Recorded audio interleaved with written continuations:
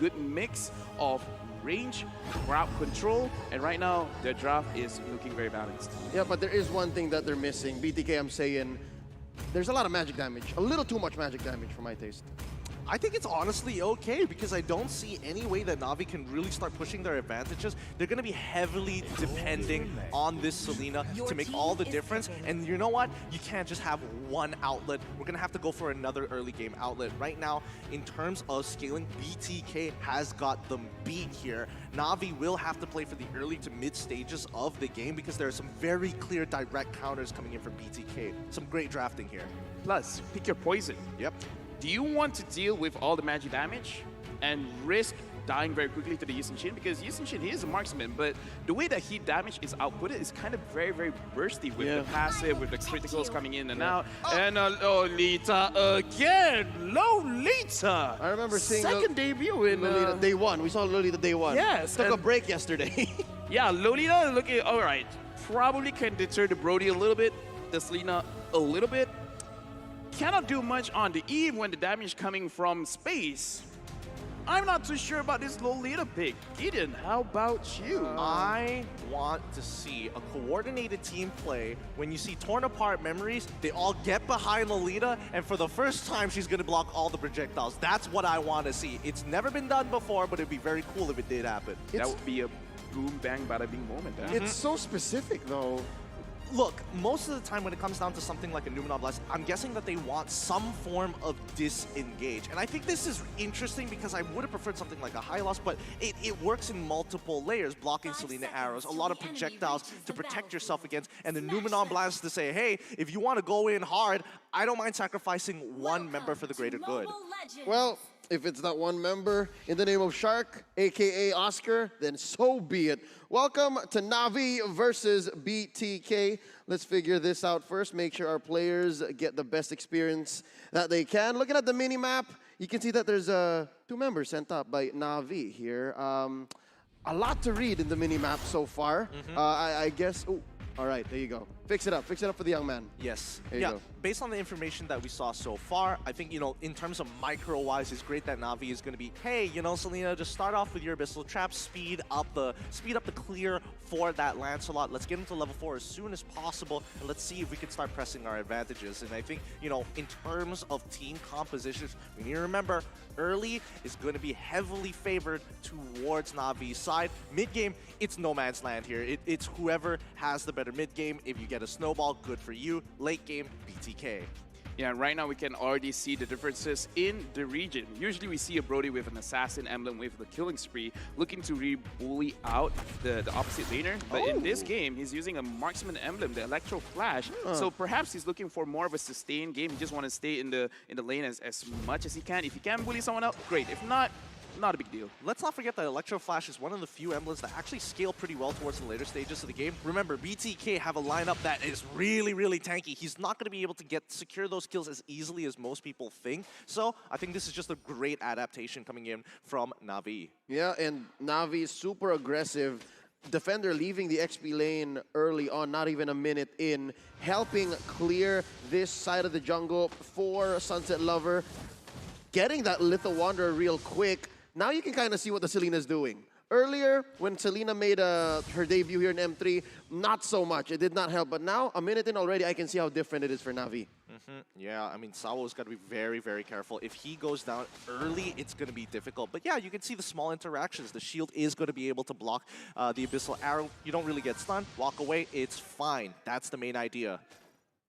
Up top, it's going to be a 2v1. Sawo trying to help out. In mid, it's the same, but mirrored over for BTK. Arrow thrown out, trying to hit that. And Zane, very comfortable. Very comfortable, no pressure at all. Did he lose it? He did. He lost it. Oh, that's why. The comfort is not on his side. Oh, no, that's a little unlucky, but you can tell that Zane did not want to use that retribution. He's got bigger fish to catch, like the turtle that he wants to hang around. Just a little unlucky there. That's fine, but let's see. This first turtle is going to mean so much for Navi, and BTK, they want to drag this turtle out for as long as possible. It's so curious, was that well-timed, or was that just Zane complacent with his small camp take? he's very complacent because he can definitely wait out the damage from the Abyssal Trap and then continue on. Oh, well, let's see. I hope they don't miss out on this one. Priority going over to BTK, 4 members here. That's going to be 4 from Navi answering back. Real manipulation set in. Defender pushing them back with the Cotter in the Inferno and the Vengeance. He's still alive. Sunset Lover confirms it. First blood drawn, though, by Fried Chicken. Turtle for the hero. I think Natus Vincere walked away with that happy. Yeah, I think unfortunately Nagib got canceled out. They knew it was kind of strange how the fight went down. I think Nagib didn't really communicate with the rest of the team that, you know, Shark was standing a little nearby. Sawo was a little low, so he couldn't do much, but just being living artillery, same as Nagib. However, Shark getting a great cancel on that real-world manipulation made all the difference. Yeah, and right now, let's look at the butterfly effect. Let's look at the level from Sunset Lover. Level 6. Mobile Zane just reached level 5 just by missing out on one creep, just by missing out on that turtle. We can definitely see a big change in EXP. He wants to get ahead here. Lil is protecting himself, but Navi look for the counterattack here. Void Crystal dropped in by Nagib. Sunset Lover, he can try to go deep, but they're already ahead, about 1,000 gold already. And now you can see how difficult it is as a gold laner to not have that range advantage. Yes, Victor's bullying over Lil, but the gold lead speaks for itself. Let's look at the items. Yeah, right now let's looking at Lil. Lil has a mix of everything. He has a little bit of damage, he has a little bit of HP, as well as magic resist. Looking like he doesn't care too much about this early game. He just wants to have equal of everything. He just doesn't want to die, which does show in his emblem of choice. So it looks like Navi is playing a very different game than what we usually see in the Southeast Asia region. Honestly, I think they're playing for first item.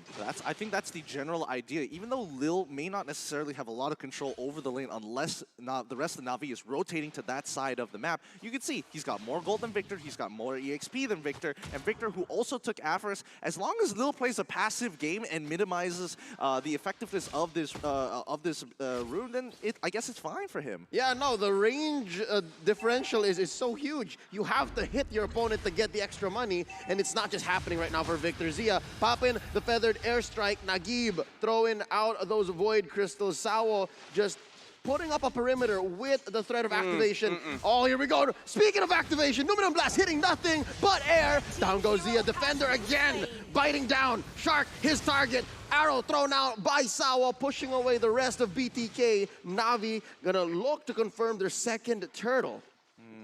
Okay, nicely done. Very nicely done for either teams. They have very clear ideas of how they want that fight to shape out. And the moment it's not going their way, they back out of there. Turtle slain here, brought to you by the STB. My goodness, so far it's been going pretty good. Amazing conversion rate for Natus Vincere here. They're gonna go ahead and take that turtle buff, use it to space out top lane, take that turret, and then answer back to mid. They're not gonna let BTK get this for free. Arrow thrown out by Sawo. Trap set in underneath Zane. Oh, look at the burst! Wow. Zane is not happy. Look at that. Oh. I mean, he will be okay. Okay, he will be okay at the end of it. He needs the recall, unfortunately, and pathing up might not be the greatest option. Lil's going to get attacked, and yeah, cross-map plays are being happen.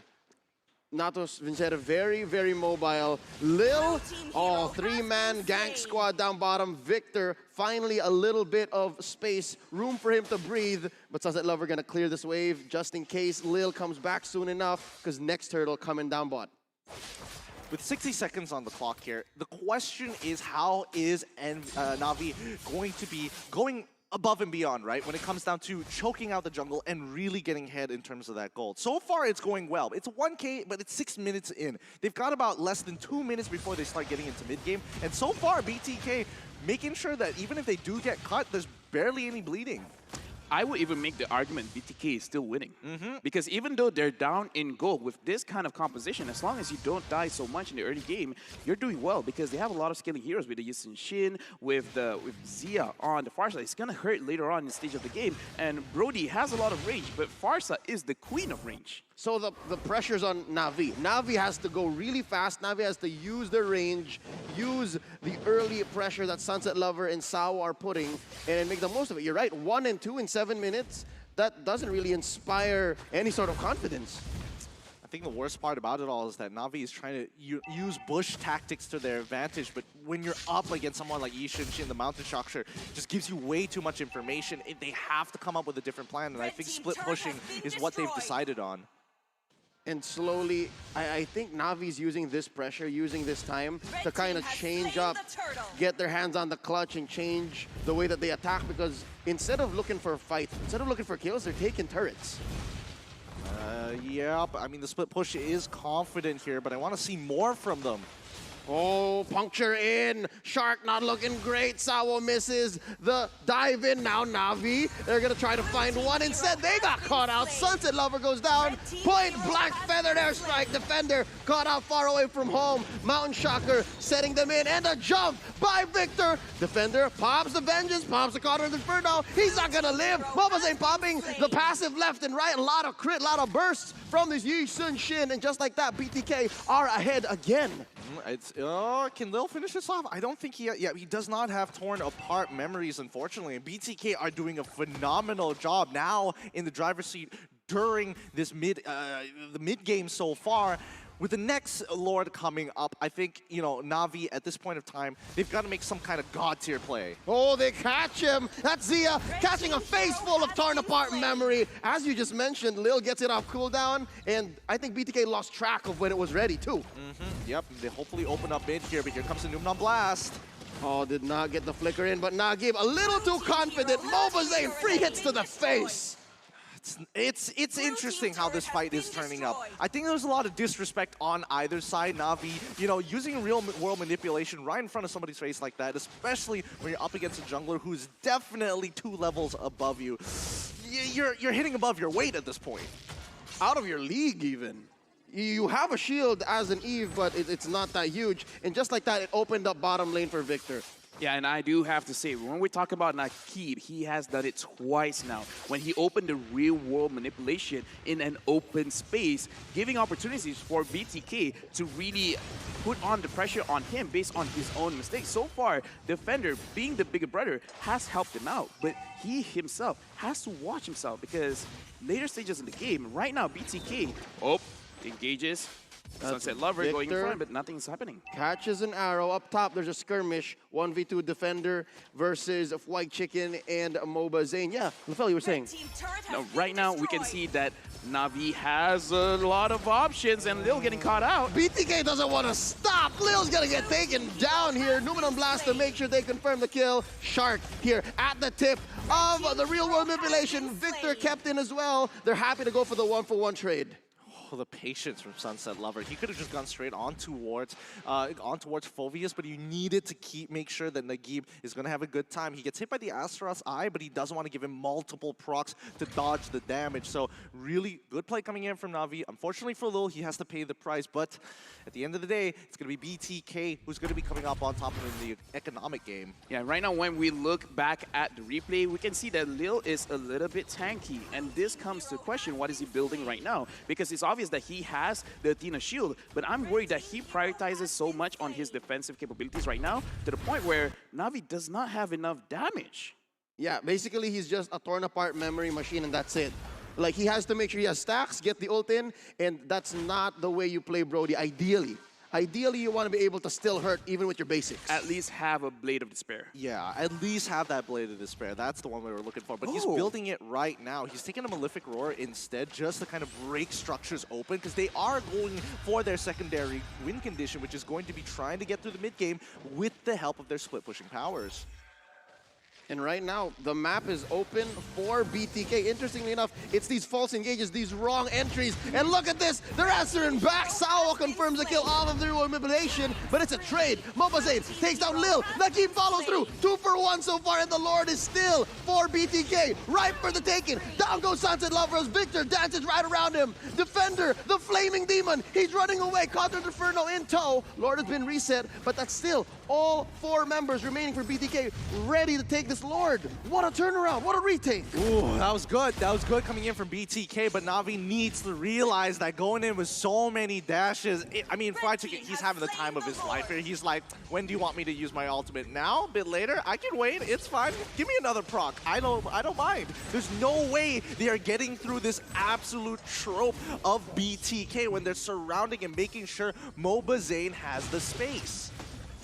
Hyped up Mobazane has not disappointed as of right now. Again, people know him as a marksman main. And when he positions like this, even though it looks bad, it's still good. And the fact that BTK, they have the instinct to always look at him. And it's like, wait, he's a bit out of position. We have to go to him. We have to protect him. And in this kind of situation, BTK looks more experienced in team fights. Oh, just like that, Nagib destroyed by BTK, and they're not done. Lumina Blast keeping him in check. Shark gets 3 for none, double kill for Mobazane, and they're still going in. Sunset Lover, Thornton Rose to survive the assault. Lord marching down bottom.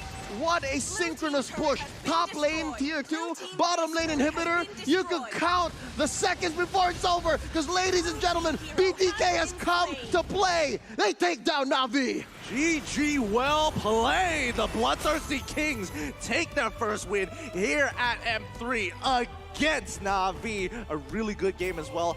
Great draft overall. It really set in stone how tempo needs to be controlled here. And you need to have tempo setters, or more so, if you want to be aggressive, you got to be hyper aggressive here. And right now, the way that I feel it, Sunset Lover understood, and he got a little scared trying to get in towards that big bodyguard trope that was surrounding Mobazane.